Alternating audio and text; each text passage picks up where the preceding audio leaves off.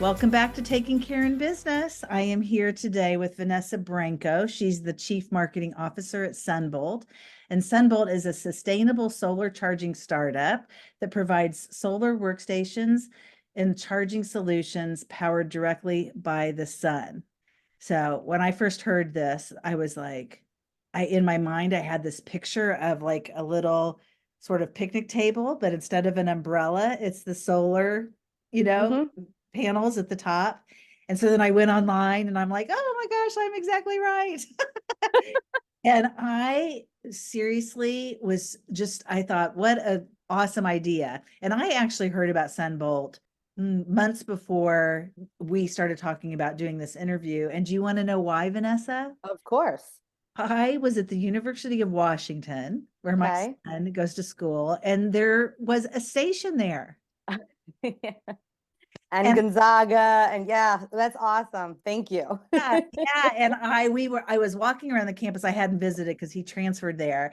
And I was walking around trying to just take it in. I don't know if you've been to that campus, but it's beautiful. I have not, no.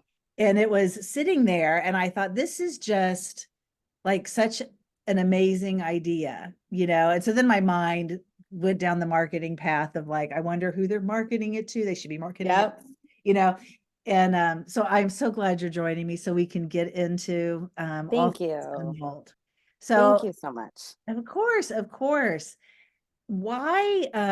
Because I looked at your background and you've been at a variety of, I mean, you have an interest in sustainability clearly, but how did you end up at Sunbolt?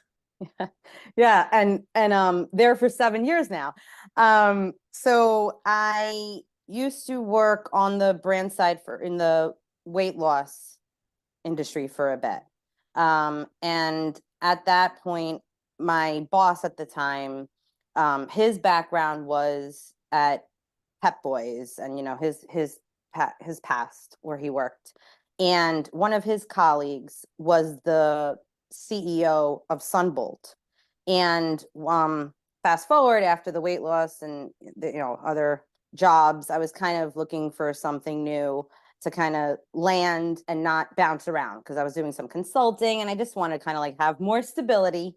And the CEO of Sunbolt at the time asked him if he knew anyone who can take on the marketing advertising role, more high level. And he recommended me. So he recommended me for the job. And I didn't know the first thing about what the units were. Honestly, I was completely green, no pun intended, with Sunbolt. And so I'm coming from, the weight loss, and I was, brands, a lot of like mom brands, it's like weight loss, baby mattresses, things like that. So switching over to Sunbolt was definitely a big challenge.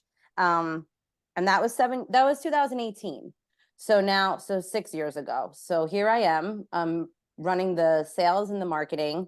And why I stayed was because it is definitely the most rewarding product and team that I've worked for in the 20 years. And I'm not saying that the other teams were not rewarding, but this is, when you start out in technology, where I did digital marketing and stuff, I was very excited for the future. Technology is constantly evolving. Now it's like technology plus the green and renewable, and it's like so many different moving parts that it is the future. And it's so exciting and so rewarding to work here, to work for the team of geniuses, if you will. So yeah, that's how I started. It got referred to me, and I've been here ever since. Okay. Well, thanks for sharing that. It usually when a company is, I have found when they're in the, renewable energy, green energy, clean energy space, whatever, some kind of sustainability, they tend to not just care about the environment, but care about their community, and the community of, their teammates and all that as well. So Mm-hmm. that just sort of goes hand in hand with that thinking, Right. thinking about the people and the planet over profits. Right. But I would imagine, and not to, get into profits, so we can talk more about the success of the business and the growth of the business.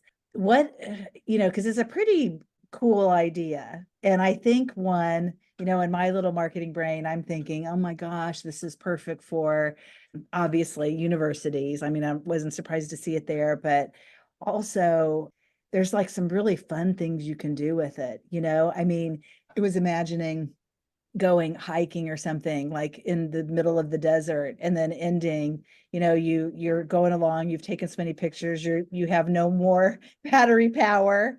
How pleasing would it be to end your time there with a Mhm. charging station?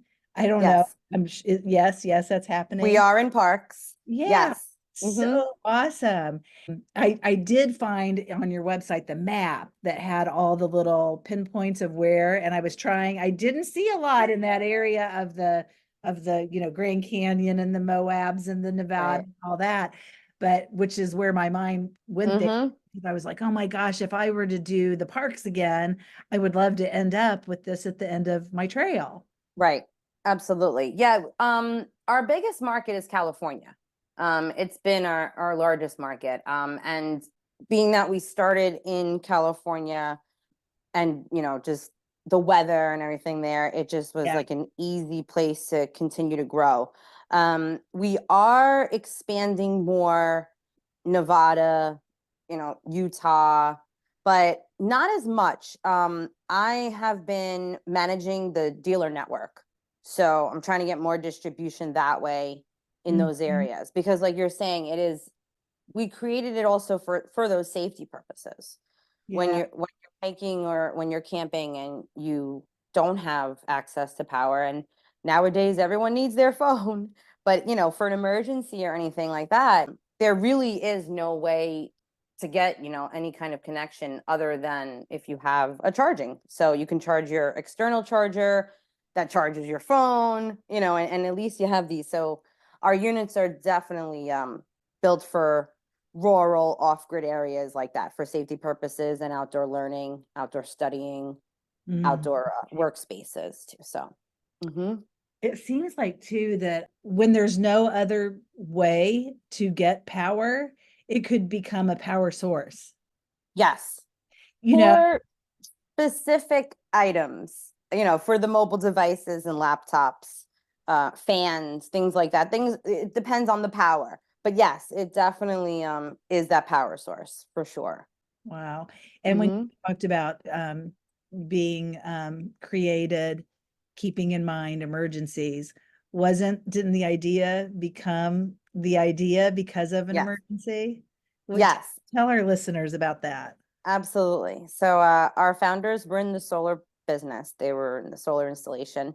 And during Superstorm Sandy, which was devastating, to especially from New York, we're not used to hurricanes and things like this. And it was just, because we're not used to it, everything was just failing. We had no power for days upon days. And the founders saw that there were neighbors that were trying to access outlets through kitchen windows of their other neighbors, and they couldn't because if they had to work in Texas or somewhere that had all the, they had to go to work after 4 or 5 days of no power. Life had to continue somehow. So Ian was looking and going, I can make something that at least if the grid fails them, we can create something that's extremely durable that, at least I can do something. This is my contribution to what I'm seeing right now, which is just absolute atrocity everywhere. And especially in places like Texas and Florida, it's just all too frequent that these storms happen. So he wanted to create a very powerful unit that was extremely durable under extreme weather conditions and had high wind ratings, that didn't have to be bolted down and that had outlets and USB charging, lights so it could provide some kind of lighting. And in came the Campus XL, which is what you saw at the University of Washington. That was our very first unit that they created. And Okay. that's how it started. Yeah, you've got different categories, correct, of the Yes. products that are for sale. So what you're saying is what I saw at University of Washington was the first didn't have the seats and all that kind of stuff to sit around and study and hang out with your friends while you're charging. Yeah, so the one in the University of Washington and our very first unit is the Campus XL. That's the picnic table style. So that one, it has epay wood or it has recycled plastic lumber, and that has 4 solar panels to make up the canopy, so provide shade. It has the regular outlets. It also has the USB outlets for, mobile devices. It had USB-C for Chromebooks and the newer laptops out there, and it has the lighting. And those come with 2 benches on each side that'll seat, 4 people comfortably. And that was our very first unit. And yes, we have 11 products now, 3 different lines of product. We're also coming out with more of our standalone umbrella line as well. So it's What evolved from that. so what things have been added or upgraded or whatever you want to call it from that during this evolution? So our very first were the workstations. So we had the Campus XL and a few other models that are similar to that with that durability, doesn't need to be bolted down, can endure extreme weather conditions. And then we created the stand-up units. So the stand-up units don't have the seating, but you could put a stool. Those are for more, compact areas and parks and trails. Yeah. So we have those. And then we also have the carousel line. So the solar carousel line are more like the patio style furniture with the attached seating and round tables, round or square, but most of the people buy round tables for this one. And we have 3 different models in that line, depending on the design that they like, and the type of seating that they like. And then those have just USB and USB-C ports. And then we have a lot of our customers were requesting more Sunbolt units, but they had existing furniture. So they asked if we can create a collapsible umbrella so they can use it for their outdoor tables, but not replacing all the furniture. Ooh, cool So idea. yes, so our latest is the Eclipse, which is the collapsible solar umbrella. And that's the latest in our line. Ooh, that is super cool. I love that. That was one of my questions, was to Thank ask you. about the weather and but it sounds like can they make it through snowstorms and the whole deal? All of our units can.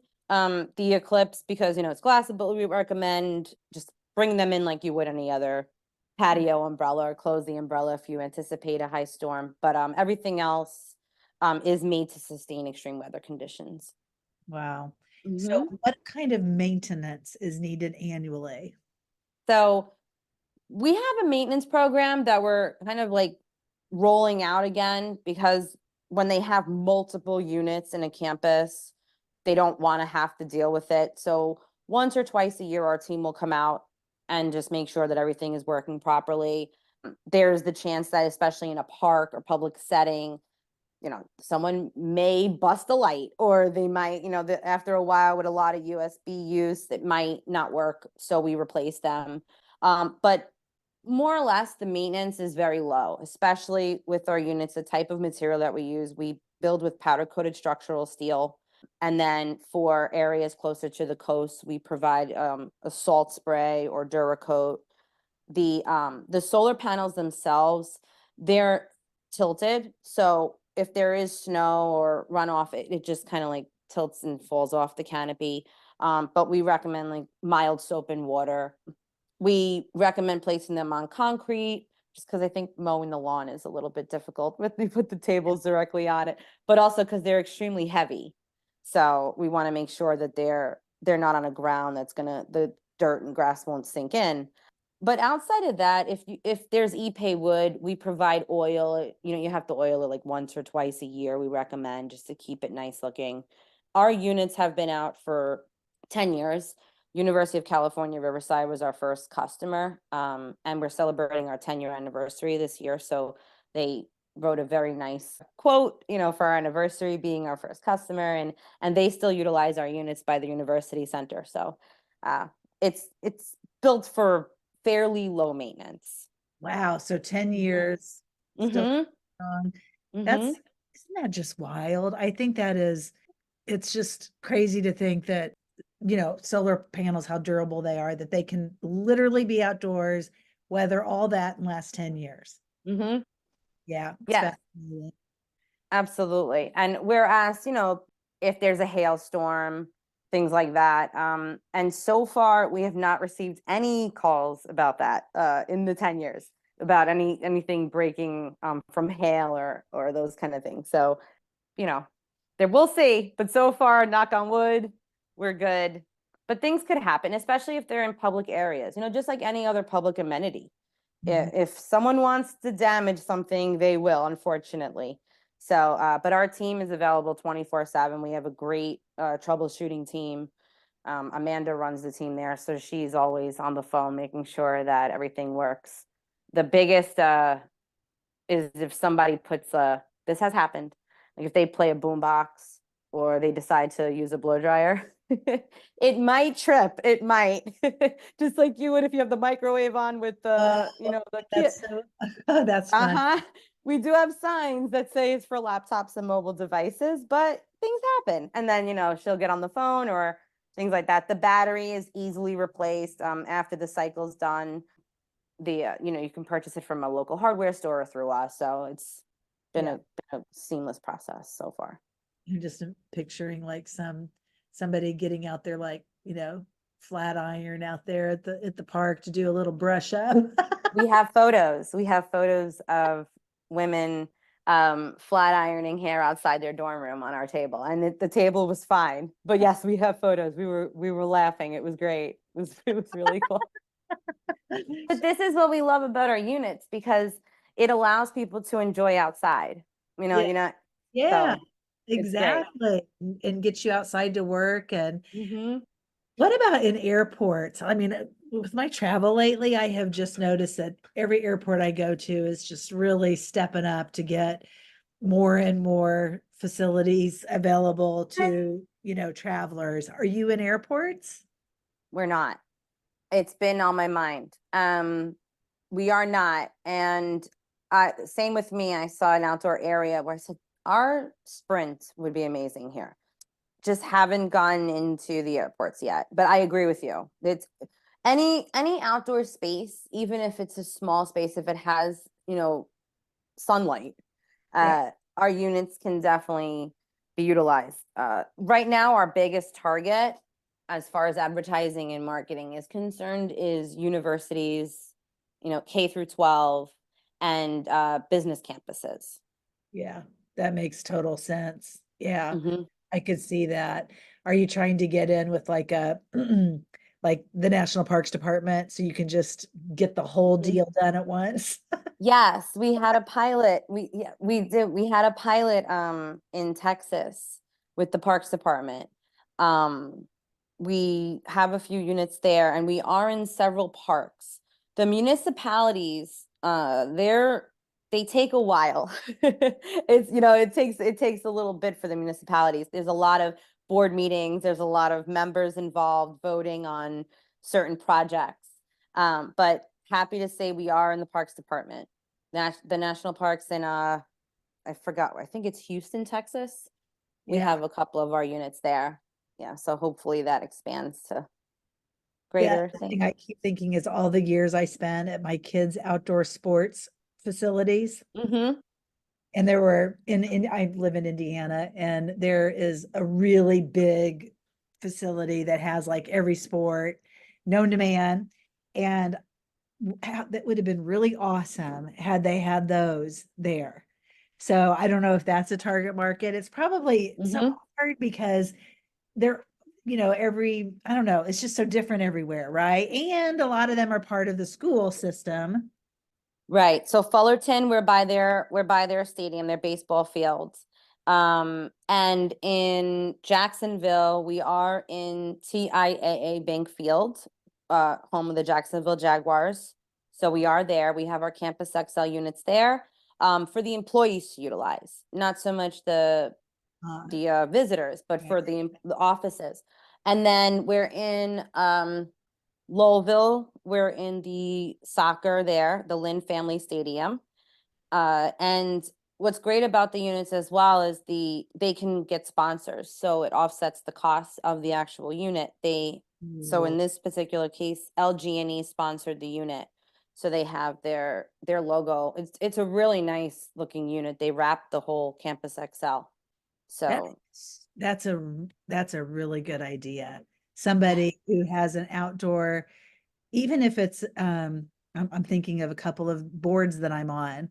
That has great outdoor space. It could be a great value add for a client to be the right, sponsor of the chart. Yeah, very, right. very, very cool. And sports arenas, they will sponsor, there's a sponsor for every Oh, little thing. everything. Yeah, I wasn't even when I was talking like sports facilities, I was thinking like the K through 12, Mm-hmm. like Okay. the little league type facilities Yes. like that. But you're right, that makes Yeah. complete sense. It's funny that you mentioned that though, because our we call him MacGyver and everything else because he's just unbelievable. He builds our units, he fixes our units. He's the person we call for if there's a real big problem, we call Marion. He's amazing. And he just creates incredible. So he created, and he might be like, Vanessa, why are you talking about this right now? It's not for sale. I just did it on my own. But he did create a charging station because of his son. I think it was basketball indoors. So you can charge your devices. He created a charging station for it. So I'm telling him though, we need to sell it because it looks really good. But it's for the little league so that the parents can charge their phones and Maybe yeah. he can just do his Yeah. own little side business. Oh, he's gonna Sunbolt that. We're gonna sell that because I love that unit. It's a great idea. So I'm putting it out there now that he's gonna make that a Sunbolt unit for sure. Yes. I am the type that would need a Sunbolt unit because I'm not good at all about charging my portable chargers. Mm, And it's time to go on a trip, and I'm like, oh, I need to, or I get to the airport and I realize I didn't do it or whatever. So same. there are certain people that I think that are really organized about stuff like that, and then others who get into a pickle all the time. And I'm the get into a pickle all the time category. I couldn't agree with you more. I'm the same. I might have 3 chargers left around.